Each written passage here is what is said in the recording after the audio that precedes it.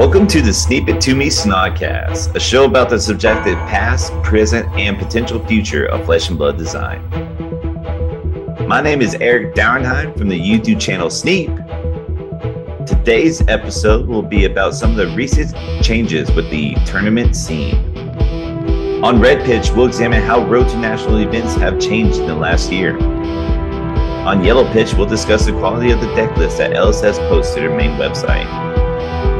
And on Blue Pitch, we'll break down the XP changes that we've seen so far. You can find us across all socials such as TikTok and Instagram at Pitch It To Me Podcast.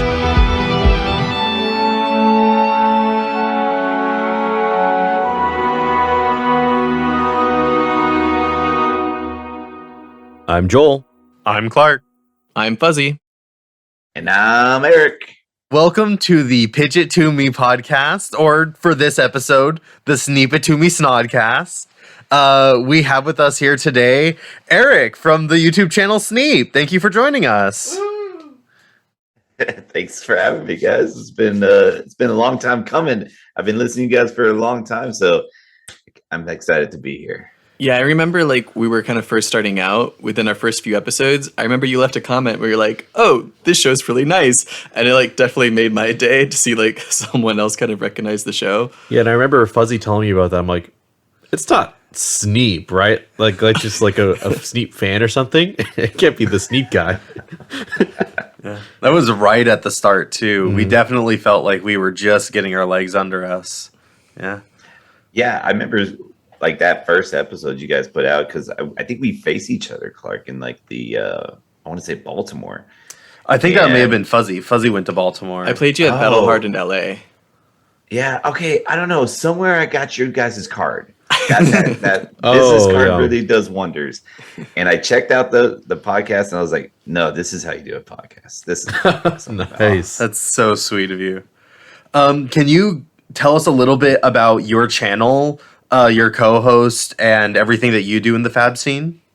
Yeah, definitely. So I am just a face on the camera. My co-host Gabe does all the work. He does all the editing, keeps me in line, keeps me doing stuff. So he is Sneep more than I. He does all the work. I give him the credit all the time.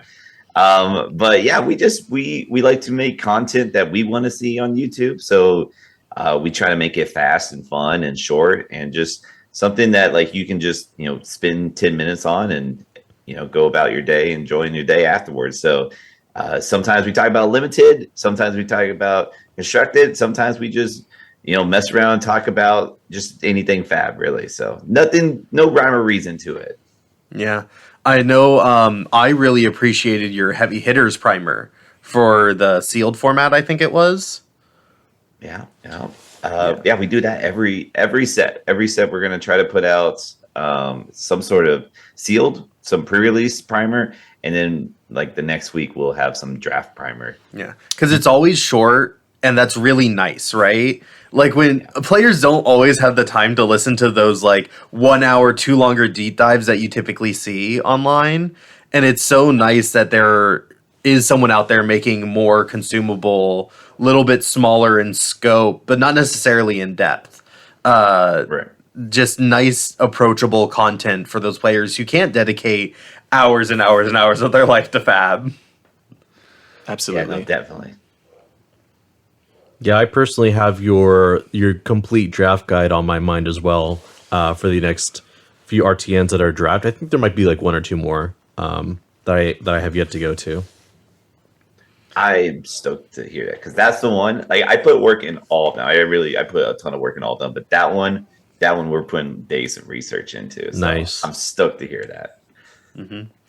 All right. In terms of the world of fab, we just had our first weekend of RTNs. How do we do, boys? I'll start. Because I don't think Clark or Joel, either of you actually was able to make it to an RTN this weekend, right? Nope. I was deep in that wait list. I finished my resume. That's amazing, Joel. While you were busy. Well, why don't you say what you were doing while I was... I'm so stoked to hear that. I'm so proud of you. I went to Kingslayer Games for their Road to Nationals. It was a draft event. It was 40 people. That's 5 pods of 8. Basically, I went 5-1 through the draft rounds getting me into like 3rd seed of top 8, which is already the best I've ever done at one of these events. I didn't have to win another game, and I'm already like setting records for myself. Damn.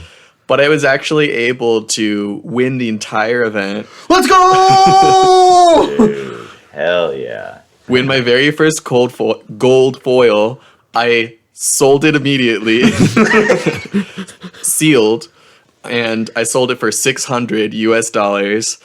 And then the person who opened it, Andrew Rudin, shout out to Andrew Rudin for buying my gold foil from me.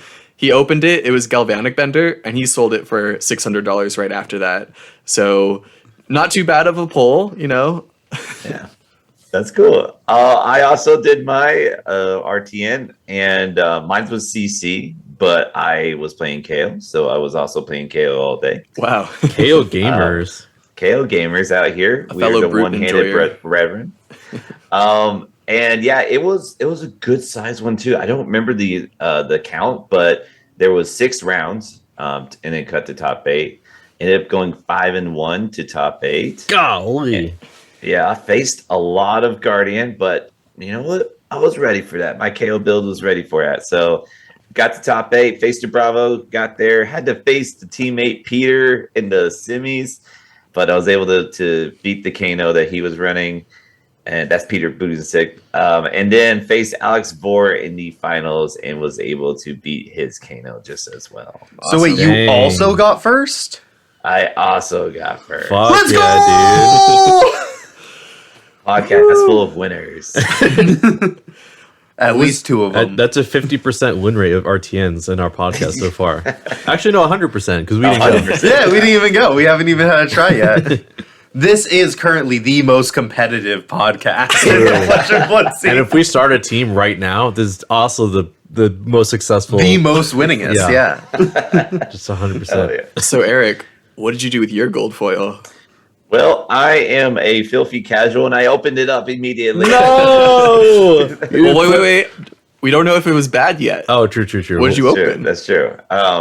I got a gold foil Goliath Gauntlet. Ooh. That's pretty sick. It's such Pretty a good happy pull. about that one. Yeah, that's a good one.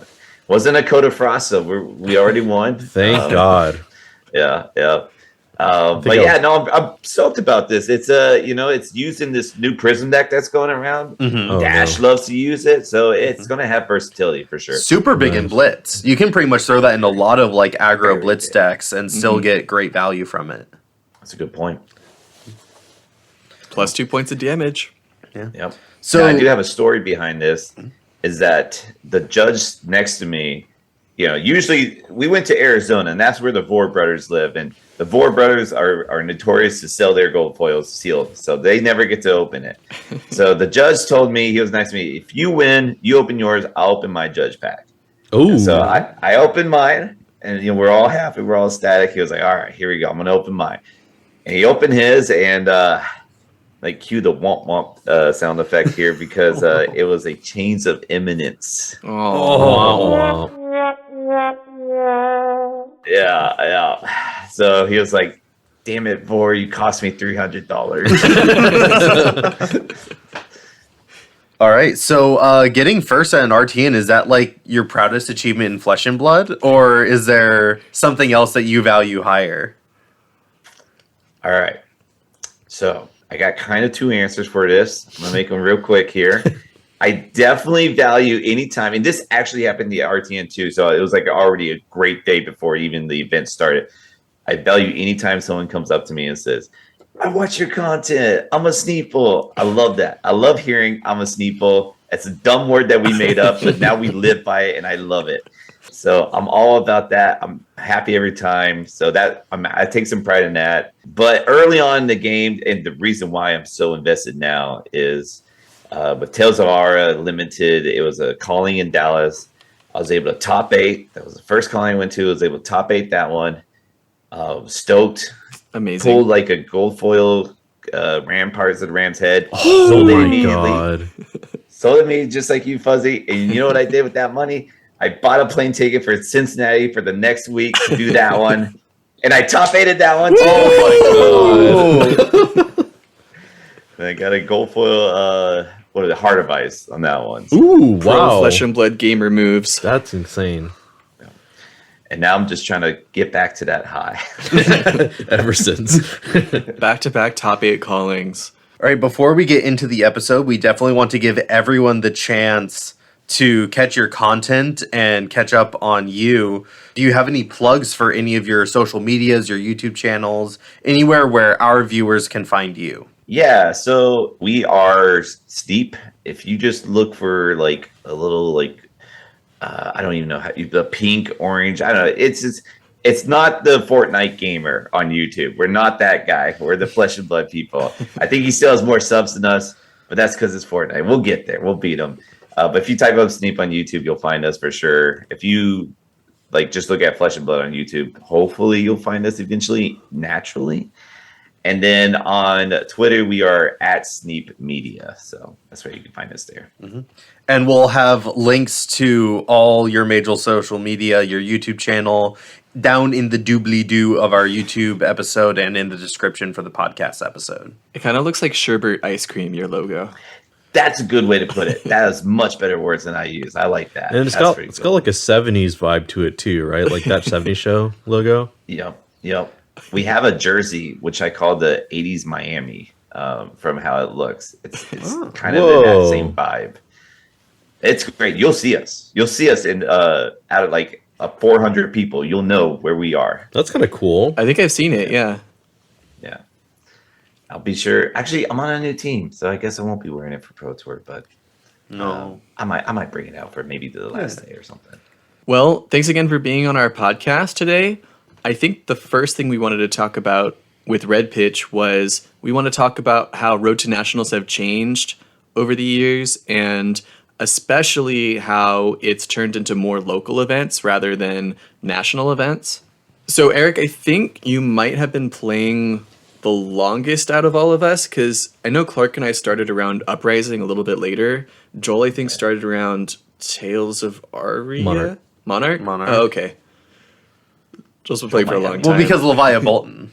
Yeah. Well, okay, so technically I started playing like literally the day before Chain got nerfed or got what's that card name?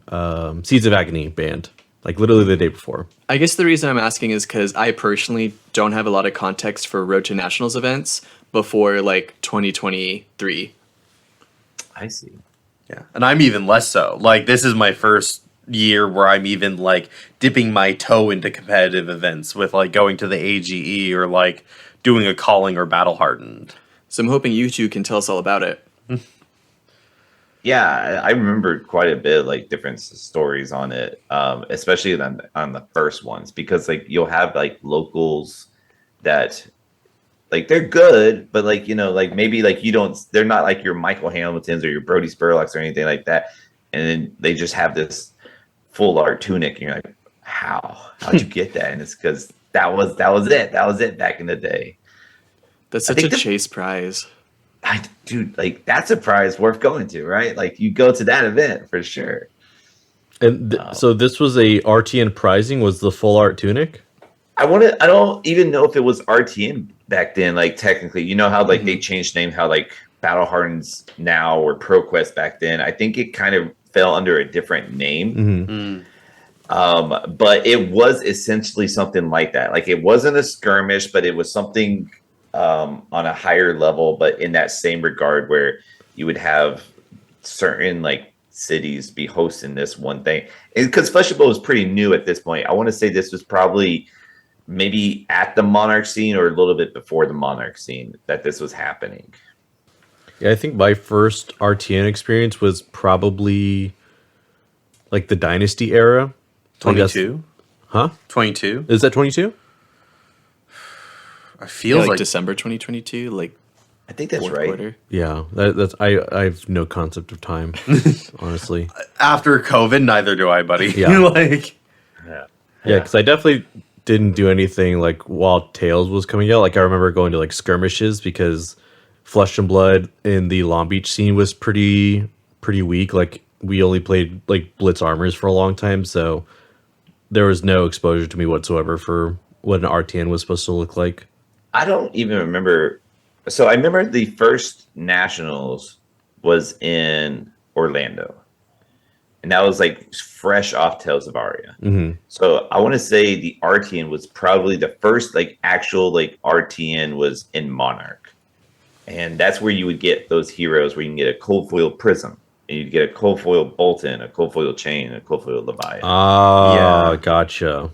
Yeah. You mentioning these like really high pricing back during the early days of RTNs is kind of making me think of like the social kit rewards right now, where like they're trying to start this new thing and the pricing is really, really good.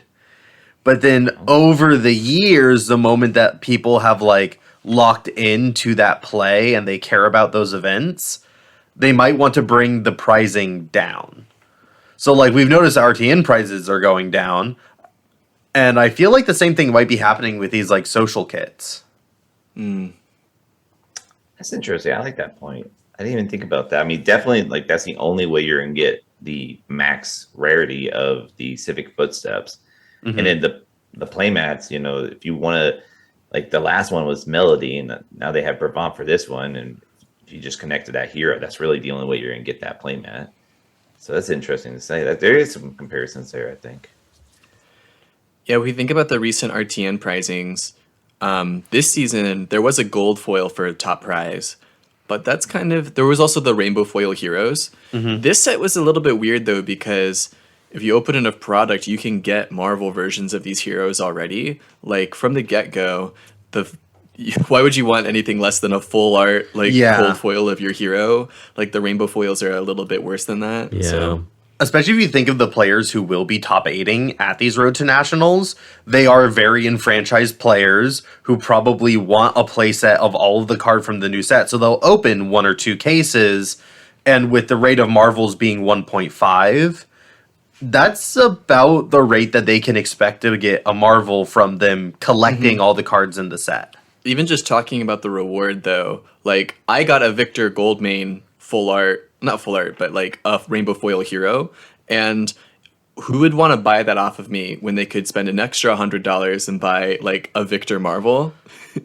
I would. I don't want to spend the extra $100, but I'll just take a normal shiny card. Like, I got a max one at the RTN season for Bright Lights, and that one I was able to sell to Han for like $80. I'm not going to get $80 for this Victor card because the market's already saturated with these Marvel versions. There's already a max rarity above this. From the get-go, right? Yeah.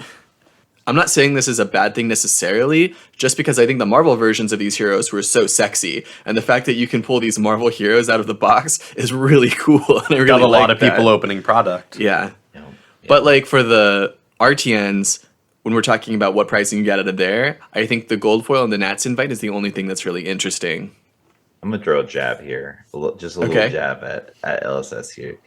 This might be your best chance at getting that adult hero, because out of the 2 cases I opened, I still don't have an adult Betsy. So maybe this is how I can grab an adult Betsy. You know?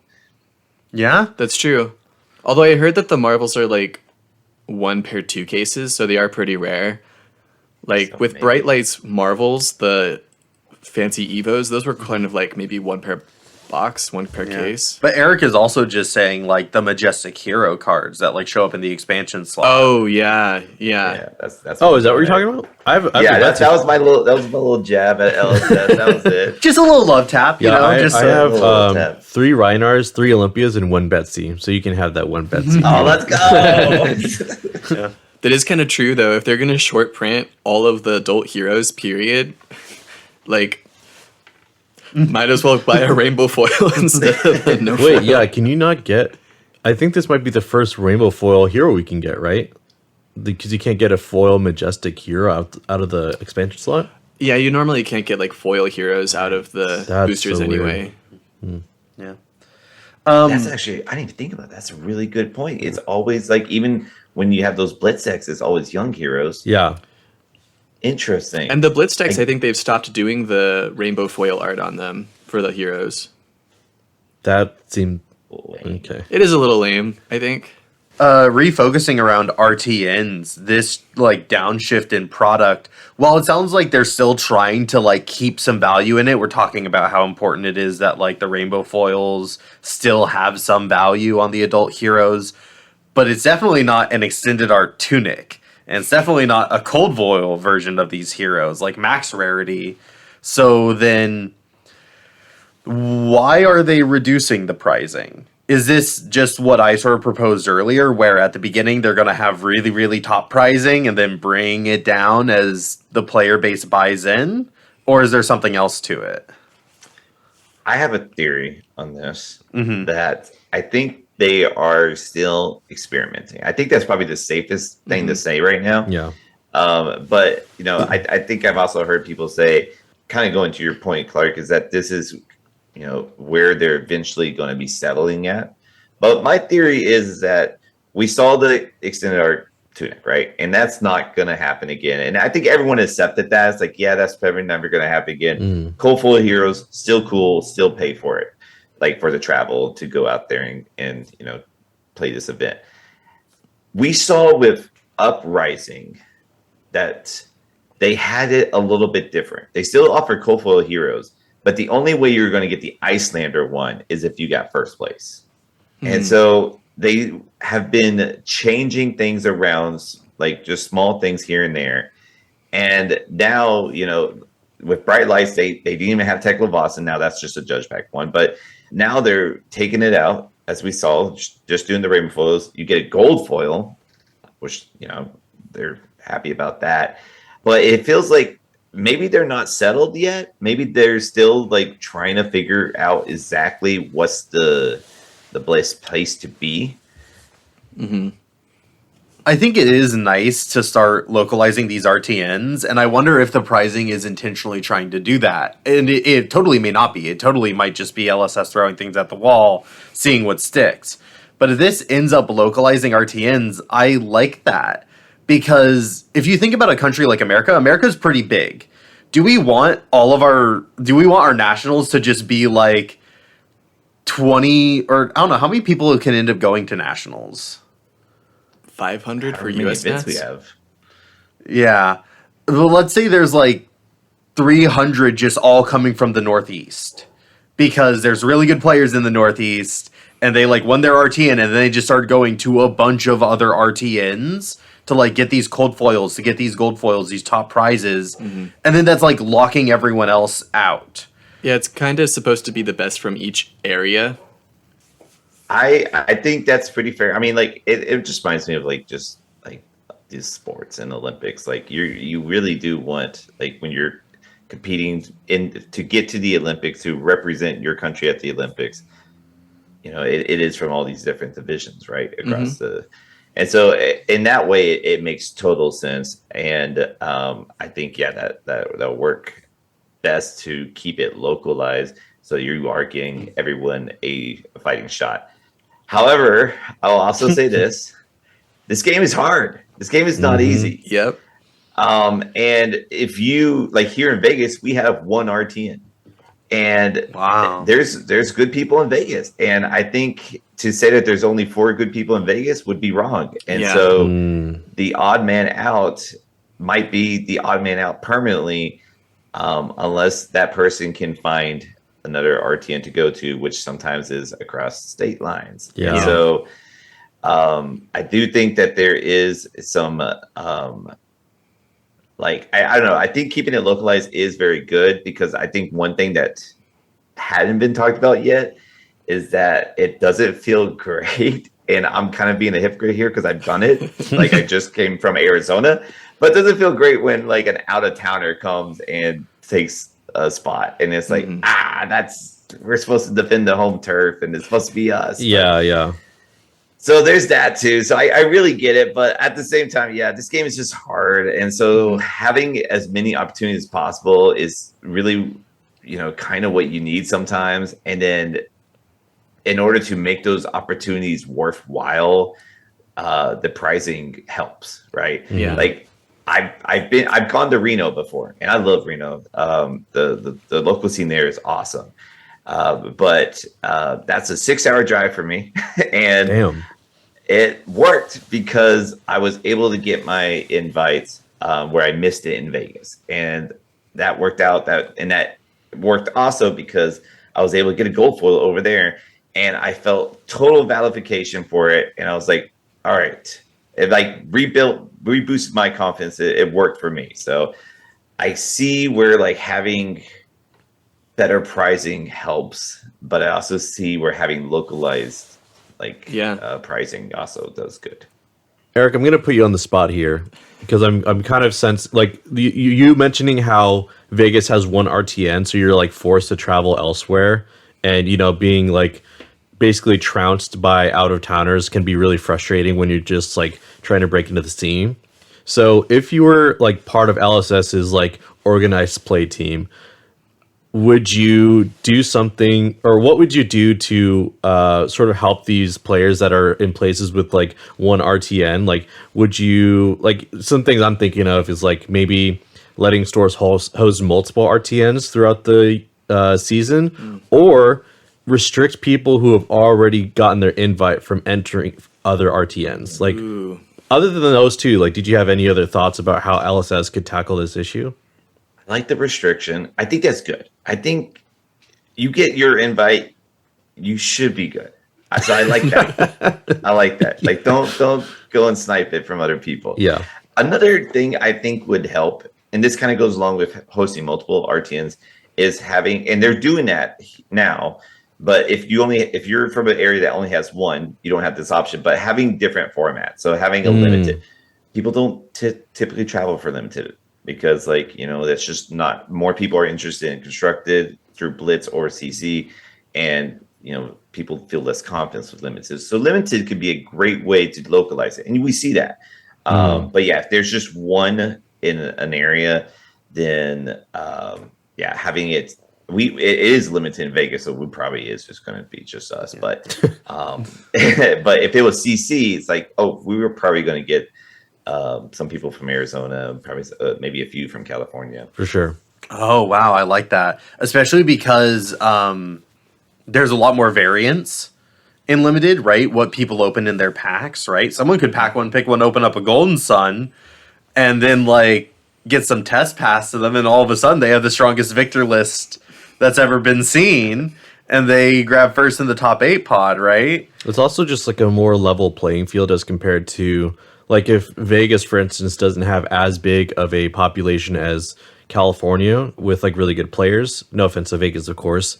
And some people are playing with tech pieces or just playing a hero that they like, and then you have all these out of towners like kind of widening the gap between their chances of getting top 4 with like the most recent meta lists that they got because they're part of testing teams. Like, it's just a different landscape with limited. It just feels more approachable that way.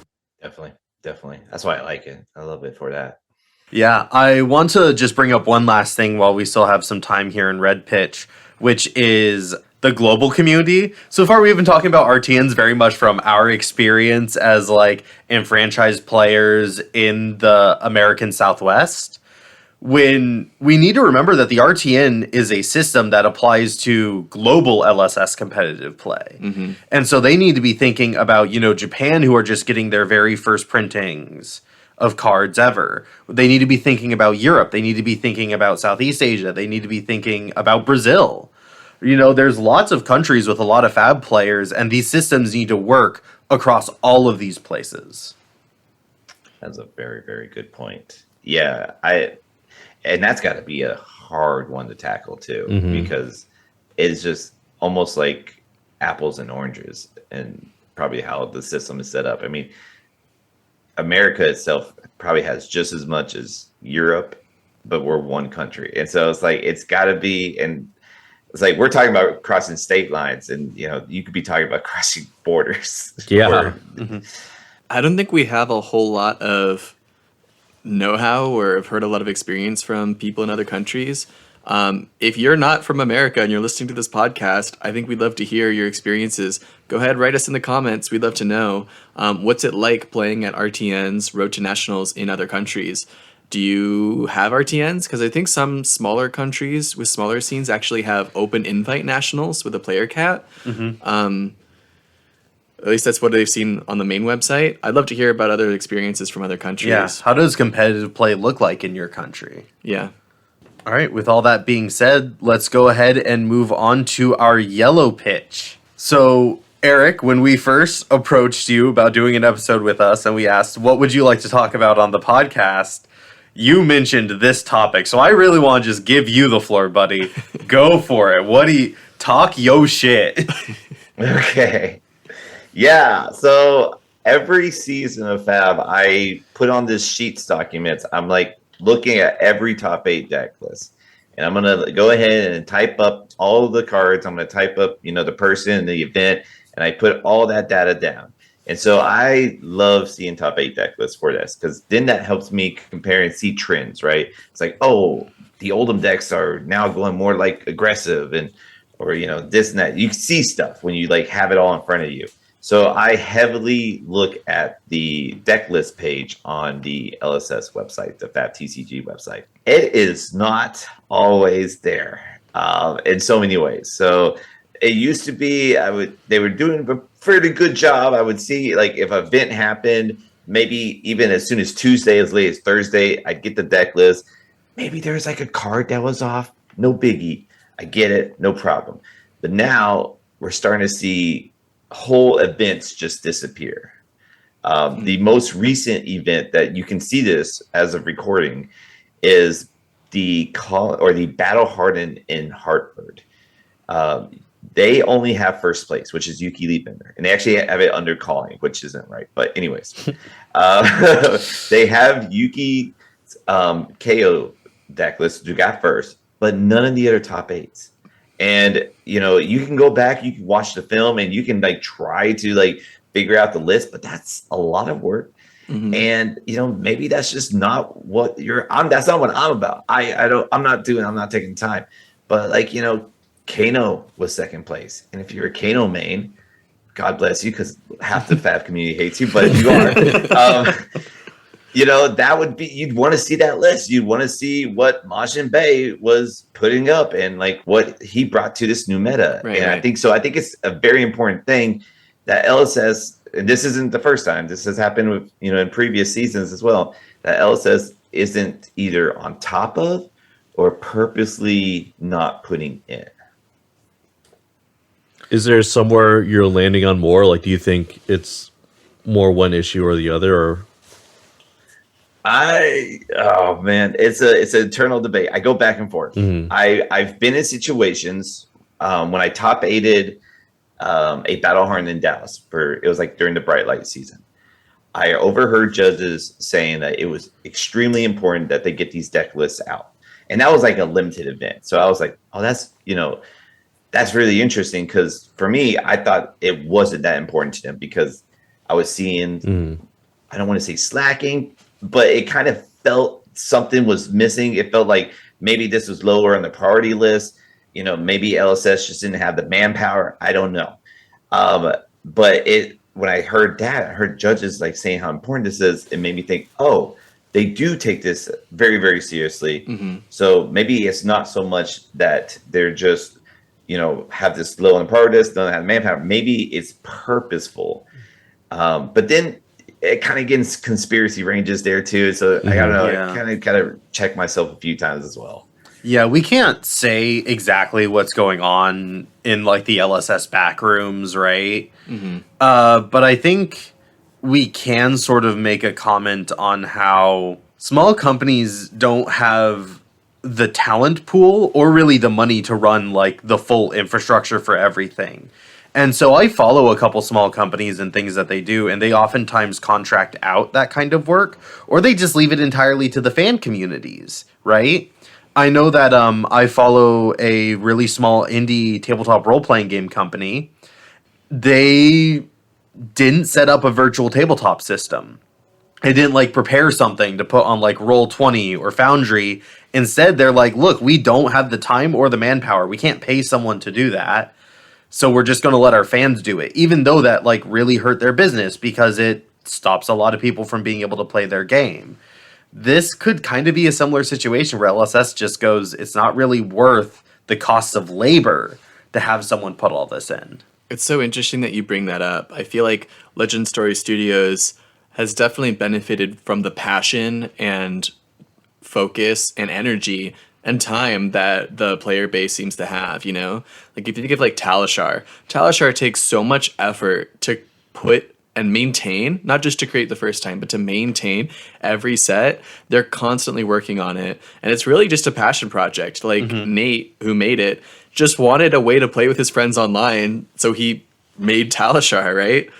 Back when it was called Flesh and Blood Online. Yeah. And I think people forget that that mainstay of Flesh and Blood culture that is Talishar is just this little fan project that's fan run. And it's crazy how important it is to the Flesh and Blood community, even though it's not something that LSS like has created or maintains or even really talks about directly, right? Or even Fabrary spoilers. Like Fabrary always has the newest releases for the newest set in like a brand new tab.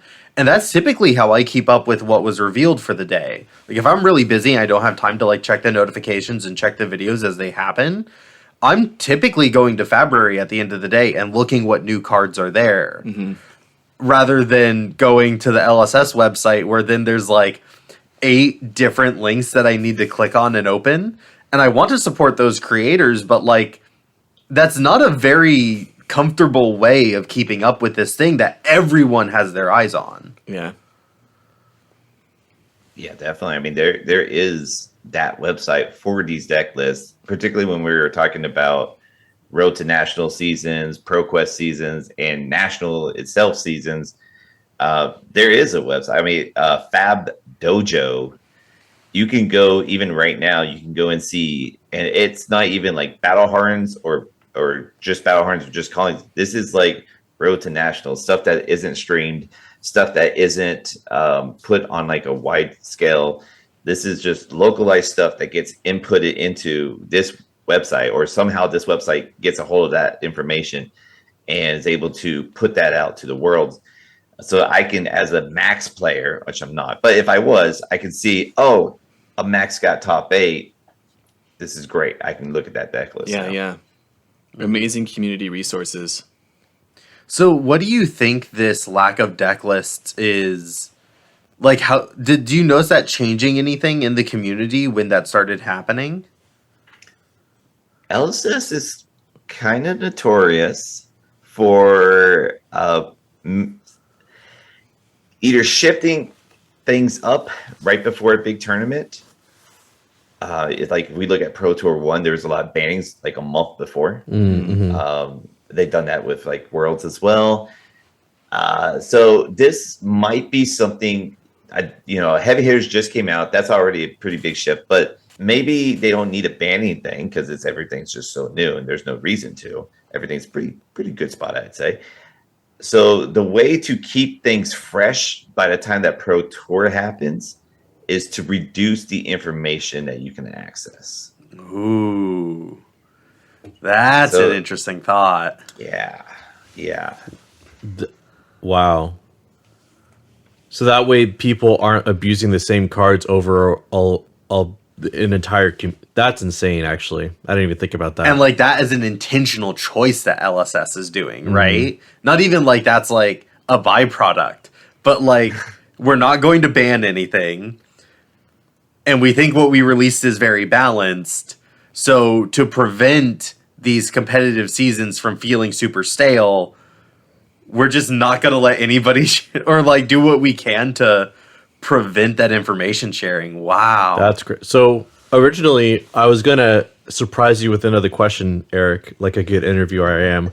I was going to ask you, does this mean, LSS is like letting creators take the lead and interview like the other, place like the top 8 and maybe like let other people release information that way? But that kind of blew my mind. Like, I don't think my question is even relevant at this point. I mean, it's definitely a tinfoil hat deal. It's not necessarily the truth. It might be, you might be onto something there, Joel. It might be like, let the creators do more, but LSS has done it before. To me, it kind of makes sense. Like, it makes sense to just keep things as fresh as possible. And when one of the names that, when you think of pro, you think of Michael Hamilton, right? I mean, that's just like goes hand in hand. And one of the things that he did to really solidify himself as, who he is today is bring a whole new deck to nationals and into worlds. Right. And that, by doing this, by limiting information being, put out there, you're still allowing pro players to go and compete at these like callings and battle hardens that will happen before the event, but keep their brews, their lists secret, so that everyone is either unaware of what's going on or has their own theory of what's going on going into the Pro Tour. And we have just a huge variety. We don't have 3 decks, we have 8 different decks. And even like different heroes have different deck lists. Mm-hmm. I mean, I think that's probably the strongest benefit of it. I do think that like I'm definitely of the mind that I don't think this is like, it's a very interesting thought, but I don't think it's an LSS conspiracy that like they're like trying to suppress or protect pro player decks. That for me, that just doesn't seem to align with LSS's values. But I do think it's entirely possible that they want to see more variety inside of a hero, right? Because right now we have a very open meta. I don't think by releasing these really diverse top 8 deck lists, they're going to like make the meta too narrow or like make it really one note. Mm-hmm. But I do think that they want to see more variety inside of how people build their heroes. They don't want there to be the KO deck, right? The Kano deck. They want these to be more flexibility within the lists and allow for more self-expression. And in an open meta, that's the perfect time to have that happen. But if everyone's looking at all these top 8 deck lists, that's not really going to be the case. Mm-hmm. Yeah, no, 100%. This also leads us to the net decking conversation, which has happened in pretty much every single collectible card game that has ever had a competitive scene, which is net decking healthy for the game? I love this one. I think in Flesh and Blood, it does something really well where it's really hard to just take someone else's deck list, like especially from, let's say, the main website, right? You take their 80, you ship it out, and you do well with it. That seems very unlikely. Like, you can't really win an Armory too well, even, by taking a pro deck list, unless other players are bringing their homemade, really casual, like, pet decks, It kind of depends on the Armory. But you kind of have to know the game plan behind the deck. You have to know the thoughts behind the creator of it. You have to understand their sideboard plan. There's a lot of intention that goes through the deck list into your play from deck building in a way that Flesh and Blood does really well, and I haven't seen other card games do. Mm-hmm. So I think that's usually my typical response to quote unquote the net decking question. Do you guys agree? I actually have a bit of data for that. Oh, okay. Because, like I said, I'm typing up everything. I started today. We have the first place Prism deck from Battle Hardened Liverpool. Mm-hmm. And if you go to the Fab Dojo, I don't remember which Armory or which RTN was, but one of the RTNs has that Prism deck, just about that exact build of Prism. So in some ways, I think, yeah, you can. Like, I think you can if you were already into that hero. Mm-hmm. So like if you already had a sense of how to play Prism, you played old Prism, I think you can. And I think NetDeck allows you to do that. And that's definitely what that person did. Unless that person just has the same ideas and it just kind of came that way, I'm pretty sure that person took that deck list, made like 2 card changes, and then sent it, and it worked. So I think you can net deck here, but you have to be, I'd imagine that person was a Dromai or an old Prism player. Mm-hmm. I think you have to be already specialized in that hero or in that class. I don't mean to say it's impossible, but it's hard. It's hard to just take a deck, and you need the skill to back it up. Yeah. Yeah. That's also why we typically see like those big interview pieces where like after someone gets a first place, they do like a whole hour long to almost 2 hour dissection of like the tournament, exactly, their deck, the thoughts behind specific cards. And a lot of those videos end up becoming like very central to the player base. And those names and those players become central to the player base. Like I know that in the Viserai chat, in like the main Fab Discord, we are constantly kind of just like, I wonder when Zach's gonna show us a deck list that he feels confident in. Because that's when we're like, Viserai is back, baby. Like, that's when we know. Yeah, I mean that's what it's good for, right? I mean that's the good of net decking is that it allows for players that just don't have that sort of sense of like being able to create your own deck. Like I could not go and make a Riptide deck right here, right now. I would have ideas, but I don't have the work in. And so, but if I wanted to try out Riptide just to see if that's a hero that I can connect with, I can play, that's where net decking is really great because now I have a resource I can go off of. So like for your Viserai, I mean, that's what you're looking for. You're hoping to just to get that and be like, okay, that makes sense. I don't know if I would have thought about that, but I'm glad you did because now I can enjoy my hero that I like to play. I felt similarly. Like I've been looking at lists that have been topping like for Kasai and Bolton, and I see card choices and I'm like, that makes no fucking sense. But this list clearly did better than I did, so I'm just gonna play with it, see what it's about because there's no like interviews for those lists just yet. So overall, like if I am already in that hero, I just kind of try to look at it like, okay, how am I used to playing it and how is the deck evolving and how like what steps do I need to take to like get to this point where I can play this hero in this specific meta. That's like I really see net decking as a tool and a resource, like if you know how to use it, instead of what Fuzzy was saying, like just sleeving it up and taking it to your next event without any thought or reason to it. Sure. And I think that's definitely the best case of net decking, right? Is like when it's used by an experienced player as a tool or as a tool for a younger player to have a very clear and obvious guideline to follow into a hero. Whether that is, a more experienced player completely switching to a new playstyle, like you mentioned, Eric, or like someone who's completely brand new to the game and they're just like, how do I build Betsy? Oh, that guy got first with a Betsy at my armory. I'm just going to do that. Like that, I think those are the two probably best case scenarios. But I think there is a worst case scenario for net decking. And we haven't seen it in Flesh and Blood yet, but it does exist out there. And it's really what we saw with the EDH format in Magic the Gathering, which is there became EDH Rec, which was this incredible tool. It helped people see like the top run commanders, the top run cards in those commander lists, and then a format that was supposed to be casual and all about self-expression and using what you have became a very homogenized format. And I think that's kind of the worst case scenario when all the decks just start to look the same. Yeah, we're nowhere near that with Flesh and Blood right now. I think the harder heroes you're going to see that with. But even through time, like meta shifts and things will start just normally like transitioning on its own. So like, Flesh and Blood seems safe from it for now, but that is definitely a concern. I totally understand where you're coming from. Seeing the same commander deck over and over again, it's like, all right, cool. The same cards every single game, right? A lot of people have expressed frustration at that.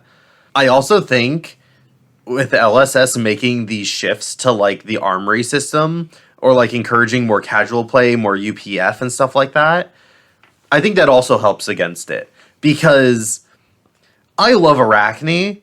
I'm never going to play CC Arachne. I'm never going to play like Fatigue Arachne. That's just not the play style I like. I'm going to find a way of like doing aggro Arachne if I ever, right? And that's not really possible when I think you're constantly trying to like do these top tier competitive events or like when every single armory is really important for whether or not you can go to a tournament. I think that they need to stay casual so that people can try these alternate strategies or powered down ideas. And speaking of Clark, I think you'll have more chances to play Arachne at these more casual armories because LSS has decided to take away the XP system in which you can sort of grind armories over time to get yourself an invite at like Pro Tour, Nats, things like that. So why don't we go over to our blue pitch and talk more about that? For a little bit of context, it used to be for the longest time that the way you qualified for big events, such as national championships, the Pro Tour, or even world championships were either with a specific invitational qualifier event, like Road to Nationals for Nationals, or a Pro Quest for the Pro Tour. Worlds didn't have its own, but that's kind of what the National Championships was for. You can also spend what's called a PTI in order to get into these events, which are earned by winning big tournaments, like think Battle Hardened or PTI events, which are a little bit smaller than a Battle Hardened. You could also qualify through ELO, by like being a top ranked player, and you could also qualify through XP, either by having played more Flesh and Blood than anyone else in your lifetime, or playing more Flesh and Blood than anyone else in the last 90 days. And that 90-day XP is the thing that's being removed as a qualifier for bigger events. So it used to be possible, especially for players in certain areas where there's lots of armories nearby, you could play Flesh and Blood every day of the week. Monday, you're going to this armory. Tuesday, you're going to that armory. And by doing decent at all of these armories, you'd rack up lots and lots of XP, and you could use that XP to qualify for like nationals, pro tours, etc., even if you didn't get top 4 at a Road to Nationals or didn't win a Pro Quest. Was that a good summary? Yeah, perfect. Yeah, very comprehensive. And I would say that everyone here in SoCal has really not liked that. Yeah, it's a bullshit change. Yeah, a lot of local players. We had a friend of ours who used to go to our local game store. He said that he used to be able to do 10 armories a week. 10. In SoCal, it's one of the like 5 places in the world that you can use like 90-day XP to qualify for big events like this. Like if you have to be living either in SoCal, New York, I want to say, like the East Coast, or Texas. And if you live anywhere else in the country, that's not really an option available to you. So I think while us in SoCal really liked the ability to decide like, hey, I'm just going to go into Flesh and Blood mode every day for the next 90 days for this whole season and qualify for Nats that way, I think in other parts of the country, the change doesn't affect them as much. Yeah, and 10 armories. Clark, are you saying that they went to like, that would be 5 during the week? Oh, no, because I know Del Taco. Are you referring to Del Taco? Del Taco put out a tweet where he's like, I used to be able to do like 8 to 10 armories a week. And now some of them apparently aren't even firing because there's no longer that opportunity for like the grinders to show up at all of those armories. Yeah, I remember stores that would host like online armories too, which is like a really cool way for like you to get those extra XP during the week to grind. And now with this change, I feel like it just favors the 1% of people that are lucky enough to travel and play cards professionally. Because for me, like I felt like it was easier to do like this 90-day XP thing than to like qualify an RTN, especially because like last year, that's the only way I qualified was through the 90-day and not winning or top 4ing an RTN. Are things different in Vegas with your community, Eric? No, I think because Vegas was as small as it was. I mean, there's a good player base, but I didn't see it. I used to live in Dallas, and I definitely saw it. So I definitely go. I got family over there, so I'll go back and forth over there. It's definitely has changed the scene, and I want to be honest. I think it's for the better, at least in Dallas, from an outsider. So take that with a grain of salt. But when I lived there and it was that, XP grind system, yeah, there was a lot of people that did that for sure. But now the Dallas scene feels, and it's not a stab at anyone, it really doesn't, but it feels a lot more genuine. It feels like people are there to have fun. It feels like people are there to hang out. And it feels like less like we're here to get the XP and go. And I think that's been working. So real. Have there been less armories? Funny enough, so it's just shifted. It's the same amount of armories, but now certain stores don't fire off, where now new stores do.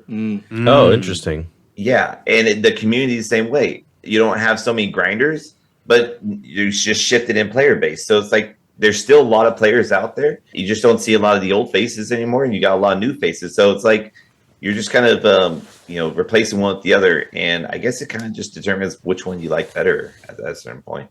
It almost feels like now there's more of a separation between the competitive scene and the casual scene. I can see why LSS would want that. I'm not 100% convinced that's the best way to go, because I think competitive players already have a little bit of a winner's club. It almost seems like it was like a way to game the system. Yeah. Like, I don't have to go to any like large events. Like, they probably increased like the amount of people that show up to these like battle hardened calling Rodonats, and not focus so much on like butchering their casual outreach with these armories. Yeah. Especially at the beginning of the season, right? Like, in terms of where heavy hitters RTN is falling, like, our heavy hitters just came out. Mm-hmm. Do we really want a bunch of people grinding at armories when people are just getting into the game? Like, they're picking up their first blitz decks and they're going to stores like, hey, can I play this blitz deck? And it's like, oh no, this week is CC and it's going to be that way for the next 3 months. Yeah. You just lost a player right there. I think that's a very good point. I think they are kind of keeping that in mind. I want to kind of go back to what you said, Fuzzy, because this also works with what you're saying now, Clark, is that there is kind of a separation now. And this system might have allowed that to happen as far as between casuals and like grinders or pro players. The RTNs this season has been bigger than I've ever seen before. Every RTN is like, it seems like 20 to 30 minimum. And I'm hearing that on Twitter as well. And that's got to be because you can't grind for XP anymore. So more people are doing this RTN, which as a new casual player, you're probably okay with sending that out, right? You're probably okay with just enjoying the armories for now. Or you go into it and you just, if you get there, awesome. If you don't, hey, you're a new player. But like it allows the separation to exist, which I would agree does benefit the new player, especially in the time where a new set has come out. Mm-hmm. No, it does mean that they need to connect them, right? There needs to be a pipeline that takes players from the casual armory system and gets them spending money on the legendaries and the 3 of Majestics and get them into those tournaments. And I still think that, like, the experienced players are still going to go to armories. They're still going to want to test their decks. Or maybe they want a break from playing, right? So they're like, oh, I've been doing all of this testing with KO. I'm so tired of playing KO. I'm going to bring my... Oh, what's a silly deck that's not doing... Well, I'm going to bring my max list to the armory this week, right? Mm-hmm. So it's not like they're not going to show up. Mm-hmm. I mean, yeah, that's exactly what I do. So I have a question for you, Joel, since you had so many questions. Oh, okay. All right. I got you. I loved your take at the beginning of this. You're like, it's bullshit. All right. So, we haven't played with each other, and I think this is like the first time we meet each other. Yeah. I think you and Clark met each other first, and then it was you and Fuzzy, and then I was kind of like off doing my own thing. I'm pretty like whenever I'm competing, whether it be Flesh and Blood or anything else, I'm just like hyper focused. So like the networking part, I usually do like before and afterwards. Perfectly understandable. All right, so that's just the preface that I don't know you, so don't take this on personal. But all right, some people would argue, and I want to hear your take on this, your answer on this, that if you qualified your XP, then did you really earn it? So I want to hear what your response is to that. Yeah, and I kind of agree with it, because in order to like get enough XP to qualify for Nats, I stopped playing like my pet decks Levi and Bolton, and I was like, I'm just gonna play Ultim. I'm gonna do nothing but test and just play this one deck. So in a way, I just felt like it was probably the least interesting Flesh and Blood. It was just like very cold and calculated. Like I need to do this to qualify. In that way, like when he eventually like LL'd, like it was more so a tool that I had at my disposal. And during that time, I didn't have reps into the decks that I actually liked playing, like Levi and Bolton, which is what I eventually ended up playing in Nats. So I definitely feel like I cheated myself a little bit in terms of like how much practice I have, because I didn't move on to like Lexi or Dromai to prepare for Nats or anything like that. I was just like, I'm gonna do what it takes to get there, and I didn't end up doing well at any of the RTNs. So in a way, it was like, do what I had to do, got to Nats. But if I were just better, or I just like stuck to my gut and tried to figure out how to play against, Lexi, Bolton, Dromai, whatever, then it might look a bit like my journey to Nats might be a bit different, and I might have done better at Nats had I had that same practice. So I don't think it's necessarily like I didn't work for it, because it's still a fucking slog to get there. Like, it was still 5-6 armories a week, and I was winning a good amount of those armories too. So I wasn't like performing poorly or like, try my game my way into it. But I could definitely see the argument of like, you didn't earn it, because now I'm at a point where like I was ready to start like getting the grind going again for the 98 DXP, and having that ripped out from under me is like, I have to change my whole approach to testing, which is good. Like, it's going to get me to try new things, but overall, like it's like, I agree, but also, you know what I mean? That's my long-winded answer. I like it. I do want to talk up my buddy Joel a little bit with two things. First is that like Joel kind of made it sound like by playing Oldhim for the grind, he suffered in his Leviathan play at Nats, but that's not really how it worked, because at Nats, it's mixed format where it's half CC and half draft, and Joel did really well in CC with Leviathan. Joel, I think he went like 7-0, right? No, 7-1. 7-1. Yeah. So he only lost one game of CC. He won 7 of them, and he got top 64 at the end of the day, or top 100? 84. 84th. Yeah. Out of 500 players, he was in the top 100 at US Nats. So it was only the draft where he didn't quite perform as well. Yeah, I'm such dog shit at draft. It's not even funny. But his CC game was really strong. So I just want to talk that up. And also that grinding for XP, the word earn has a lot of connotations with it. Mm-hmm. But considering the amount of time and money that Joel poured into getting these armory wins, that's kind of what it takes to earn something, right? Time and money, And while everyone was grinding, everyone was grinding. Yeah, in SoCal it's common. Yeah, it's not like Joel was really going to stores and like beating up on these casuals with like their, I'm running a 2 of because I couldn't find the 3rd, right? Like, that's not what was happening. He was running into killers at every single store, and he had to go positive. I also think it provided, because I played a lot of games against you during that time, Joel, when you were on Hold'em grinding. Mm-hmm. I remember giving you like some really good run for your money on like my Viscerai. I like first time to Dromai and like took you to like the final couple of hands. Mm-hmm. Like, it was some tight games, and I appreciated that because someone was trying so hard at the armory level. It made me learn a lot more.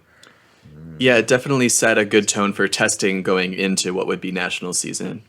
Well, then in that case, it seems like it's bullshit. It's bullshit, but it was fine, but... Yeah. It's going to take some adjusting for sure, but overall, I'm just like, for where I am right now, like, I have some stuff in my personal life that prevents me from playing as often, testing as often, so I'm like, man, I have to completely change my strategy, which is fine. It's good to grow, find new, opportunities to get into that same position that I was last year, and maybe like further my position a bit. I don't know. Mm-hmm. Yeah. So knowing that XP is no longer being used as a qualifier for these big events, one thing I am really excited to see in the future is that LSS has announced there's going to be some replacement incentive for going to armories. That XP, while right now, doesn't mean anything, right? It's just a number that you can see go up on your player profile. But in the future, they might replace it with, I don't know, maybe some promos, or like maybe just like a shout out on their main site or something. I have no idea what they have in store. What do you think new players would love to see as an incentive, as a little thank you for showing up to the store and getting a couple of wins, Or like maybe even something that could bring grinders back? Like, what would you be willing to grind to an armory for if not a competitive invite? Well, I mean, I think the whole purpose is to not bring grinding back, but the one thing that my pigeon brain loves is shiny cards, and the cold foils are just way too good. I don't even care if I get a cold foil token weapon. I'm still pretty ecstatic. Yeah. I don't want a cold foil token weapon, but a cold foil token would be pretty cool. Oh yeah, like a cold foil gold token or a cold foil like might, something like that. Yeah, those. And maybe those make get it up there. where this is the only version of it. Something exclusive. Yeah. Typically, when they've done exclusive things before, it is either like of a token or of something that just has like zero competitive viability. So I can definitely see that. I think I would like to see maybe like local opens. That could be really cool. Like just an open invite for like maybe for a region, and like XP is calculated in the region, and then there's an open series of like, hey, if you have earned over X amount of 90-day EXP, you can show up to this tournament, and you have a chance to like play for a gold foil or something. So like Pro Tour? I'm just I kidding. guess. But different. I'm just kidding. But like completely third party organized. Like LSS would literally just provide the pricing, and that would be Oh, it. interesting. Like what if there was an LSS program where there's just like a catalog of promos you order for like a 1K, things like Yeah, that. and they just become available to a region, and the only qualifier would be like people with a certain amount of EXP would have to get in for it. That's cool. So I mean, definitely inspired from our talk with like Justin and like the AGEs, right? Yeah.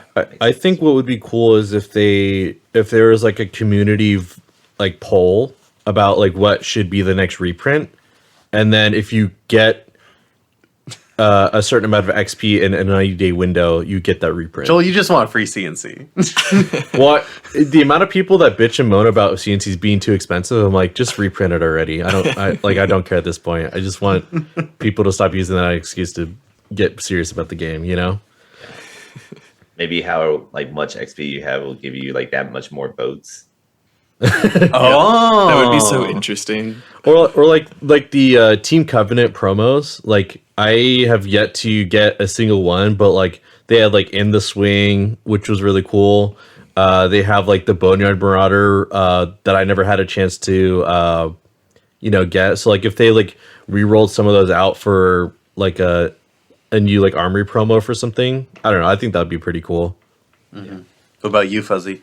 I think it's hard to quantify social play, and that's one of the weirdest things about the XP system is like we want to reward players who are playing a lot, but that doesn't say social play to me. That doesn't say casual play.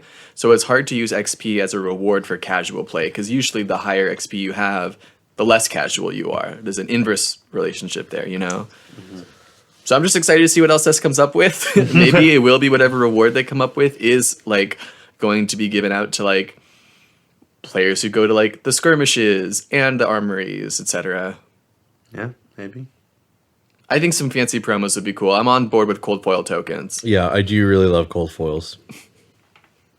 Just too Especially because like it's probably really easy and fairly cheap to print within like a very high reward in terms of like feeling and price on the secondary market, right? Like they probably don't have to spend too much to cold foil a sheet of tokens, and then they probably get to put that out in the secondary market, and everyone's like, oh, this is incredible, right? This is like a $70 token for me. And they're like, it costs 20 cents to print. Right. We might be talking too much on this, but I always want to make this at least. This really reminds me of the deathmatch arena they're doing right now. Yeah. And yeah, it just seems like it seems like it would make sense that if this works, they might just be like, all right, since people were happy with what we did here, let's give the XP people something similar. Yeah. That would be pretty dope. I'm not gonna lie. Oh wait, Fuzzy, does that mean you get the promo if KO like wins the whole deathmatch? Only if KO would win the whole deathmatch. I have no idea what the scoreboards I think are he has like. the most wins right now. Anyways, He was up the highest. Yo. Betting on the right horse. yeah. Okay. I think it is time to go ahead and move on to our Arsenal zone. So, listeners, if you are not aware, the Arsenal Zone is a section of our podcast where we talk about a card that has been on our minds. It can be a card that we love, a card that we hate, a card that we love to hate, or just a card that fell out of our box when we were shifting through our cards and went, oh yeah, that's a card that exists. Clark, do you want to start us off? Sure, I will go first. So my card for the Arsenal Zone today is Take It on the Chin. So Take It on the Chin is a Brute Warrior instant card. It's new from Heavy Hitters. It says, the next time you would take damage this turn, instead prevent 2 of that damage. If you have prevented damage this way, create an agility token. I think this card is great. If you look at it when compared to a lot of the other cards, it's not that great. I mean, like, if you look at the tests, that is 4 block with the chance, right? It's a random chance, but you get the chance at creating value. Or if you look at, like, the Clash cards, like, you get to block 3, get the chance at creating value, and it can be an attack card. Like, there's just a lot more flexibility and value. So I think these cards get ignored a lot of the time in Constructed. There's a really interesting opportunity, I think, to run it as counter wizard tech. So especially for brutes, I don't know as much about like the warrior wizard matchup, but for brutes, we are trying to go pedal to the metal, 2-face as fast as possible, as much damage as possible. And we kind of need go again to make that happen. The agility token makes that really, really nice. In terms of Reinar doesn't like running it because it's another non-6. It takes a card from hand. I don't think it's great in Reinar, but I think it has some real opportunities to shine in KO and Levia. Levia especially, because not just can you prevent 2 and give yourself go again, but that go again helps you with more graveyard fill. Levia runs a lot more 1 cost that you can chain together off of a single resource card. Like, I think it's some really interesting tech. I have 2 things to say about that. First, I hate the name because it says take it on the chin, but then you're preventing damage. So that doesn't add up. So much counter synergy. Yeah. But I think it should also definitely be played in Warrior versus Brute, because Reckless Swing is definitely a way that Brute looks to end the game. And what a better way to just say, no, I'm not taking that 2 damage. Yeah, I have one thing to say to that, which is I completely agree, because the only way I lose, or at the AGE, the only way I was going to lose to the Reinar is if he waited for the Reckless Swing, and he waited for the Reckless Swing, and I didn't see this card, so it's like, damn, I need to up it to 3 copies, I guess. My bad. Yeah, it perfectly covers Reckless Swing. All right, Joel, what do you have for us? So, as I was talking about my the process of me getting to the Nats invite, I was thinking about Oldhim, and one of my favorite cards to play with Oldhim was Terra Sender, which is a Guardian action that costs 3, and it says your next Guardian attack gets +1, and if it hits, your opponent discards 2 cards of their choice. Does it also give it Dominate? Yes, and Dominate. Thank you, Clark. And it's a blue, 3 block, just the most insane card you can think of that also pitches for blue, blocks for 3, costs 3. And it just kind of highlights like the disparity between Guardian blues and every other class's blues. Like all of Guardian are just insane. Like even the 4/6s are pretty decent to play. Terra Sunder is just like, I want to stop playing this game immediately. Like it's just an extremely powerful effect, and pairing it off of like an Anothos or like a Titan's Fist swing or like any Guardian attack action is just backbreaking. And I just miss playing it. So I'm hoping to look for more opportunities to play this card, and hopefully the rest of the classes in Flesh and Blood get the Guardian treatment eventually. Yeah, playable blues sure are nice. Playable blues are really nice. Is like the gold standard for playable blues too. You just pitch it 4 times and then, oops, you lost a game. Sorry. I'll go next. So, as per tradition here on the show, I like to bring a copy of the card that I'm shouting out for each of the other people on the episode. That includes you, Eric. And I like to sign a copy of it to give out. The card that I'm shouting out today is a staple for a hero that is now high on the meta. Okay. When you see this card, you're like, oh no, gotta deal with this shit. It's Crippling Crush. Oh, wow. Let's go. Crippling Crush, like, it is a Bravo specialization. I keep forgetting sometimes that Starvo is Bravo star of the show. So this card also sees a lot of play, I guess, in like Living Legend CC, where like Bravo star of the show is at the top.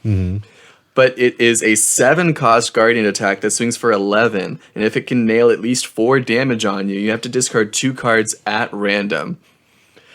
So basically, you have to block out this card, otherwise your entire hand is ruined. And if for some reason you can't block out this card, like perhaps Dominate from Bravo's hero ability, then your hand is just ruined and you're taking a bunch of damage. So it's one of Bravo's key power pieces. It's one of the few things that he really has over all the other Guardians. And for a while, it wasn't quite good enough to play Bravo because Oldhim was considered to be far superior, right? But now with Crippling Crush and Starstruck being like Bravo's main things that he brings to the table, he's still seeing a lot of play even when there's a new Guardian in town, 2 new Guardians in town. Yeah, Crippling Crush is kind of goated with the sauce. Well, one cool thing about this is because all of Bravo's like good cards are now down to 1 copy in his list, I can just use my singular copy, signed copy, in my Living Legend list for Starvo. Oh, yeah. Exactly. That's exactly what I was going to say. I just got 2 pink Crippling Crushes, and now I don't even have to get a third. Ooh. Now I got to sign one. And you have the coolest playset of Crippling Pink Crushes. Crippling Crushes. Are they, they wouldn't be foil, would they? Oh, I wish. I'm not that rich. Pink and foil? God damn. I remember first learning about like how expensive and rare the like foil Majestics were for Welcome to Wraith. I was like, no shot. Like I think Blood Rush Bellows sitting like 800, Crippling Crushes at a similar level, just insane numbers. It really is. Here's the one I'm giving you, Eric. Yeah, well, I know you're in a different town, but I'll give it to you next time I see you. Well, either at the AGE or Pro Tour LA. I'll see you at Pro Tour LA for sure. Hell yeah. Pro Tour LA, we're going to meet up. We're going to get a picture. Quick control, here's one for you and one for you. Thank you, Fuzzy. Thank you. Oh, you tried to sign it where there was a little gap so we can read all the fucking text on this card. All right. I originally was going to have a block card because I just thought it'd be so funny to have a block card in the Arsenal zone since that just doesn't work. But I don't really like block cards. I want D-Reacts to come back. So instead, I'm going to do another card that's terrible to have in the Arsenal zone that is making a comeback, and it's my favorite card as well. I'm going to say Heart of Viendel. Ooh. Yeah. If you have a gym in the Arsenal, you're doing it wrong. But at least you have a gym, so I'll give you that. Yeah, true. Yeah. It's my $400 Flesh of Blood card. I can do whatever I want with it. Exactly. It's yours. A blue pitch, and then whenever you do pitch it, if you have less life, you gain 1 life. The first time I bought this card, it was the first time I actually put like big money into this game. I bought it back when Oldhim and Kasai were the big players in Blitz. And I really wanted to shore up my Kasai matchup or bring it, that matchup was so like neck and neck. I wanted to have something to give me a slight edge, and I felt like that card would, and it did, and it paid dividends. And I felt like at the time 200 was a lot. I'm glad I got it now. Yeah, 200. What a fucking dream. Yeah, what a dream. But I love gyms. If I can find a deck list to put a gym in, I will. I don't care what gym it is. I'll find a way. But now Kasai's back. And Kasai is in the format in a big way. I think she's going to be a very big player. And if I'm playing Bravo with my new Crippling Crush, this is something that I can look into to have an opportunity to gain that little bit of an edge. We saw Charles Dunn at the last AG event come with this Oldhim deck that he calls Bravo. It was basically Bravo with like staunch responses and Rampart of the Ram's Head. So it was, but it ran Heart, and that instantly, fell in love with it because of that, and it made sense to me. It's like you're going to get into those games where it's going to get kind of grindy, Guardian versus Warrior. And this might be the one card to give you that little bit of edge. And so I thought, if it's making a comeback, I'll put it in the arsenal. That's such a great card because I think a lot of people forget how impactful like playable gems are, and this is by far the most playable one, especially in a grindier meta that we're approaching. It's just you can't go wrong with it. Like it seems like it's a non-block, dude. It gains you a life every time you see it. And if you're pitching it 3 or 4 times a game, it's basically a D-react or block card, Just insane value. For the low price of what, like $400 now? Yeah. Luckily, it's still not needed, right? It's not like a library or something where it's like, you kind of need that. But yeah. The library was such a mistake. Such a mistake, dude. Thankfully, they were like, Fables shouldn't be playable. Fables should be rare, not good cards. Yo. Awesome. Thanks for the shout, Eric. Before we wrap up the show, can you remind us once again, how can our viewers get a hold of your content? Where can they go if they want to see more of you? How do they become a Sneeple? Yeah. Very easy to become a Sneeple. Check out our YouTube. That is where we're most active. We also have a Twitter, but if you type in Sneep on YouTube, you should be able to find us. We are the Sherbert caller, as Fuzzy so greatly put. You'll find us there. It's just a ton of cool fab content. And then if you come to the Twitter, we're a little less active on that, but we'll post here and there, and you can find us on @Sneep Media. We'd like to thank you once again for joining us, Eric. We really appreciate you coming onto the podcast. This was a blast. I was stoked that you guys allowed me to be here, and I cannot wait to see you guys in LA.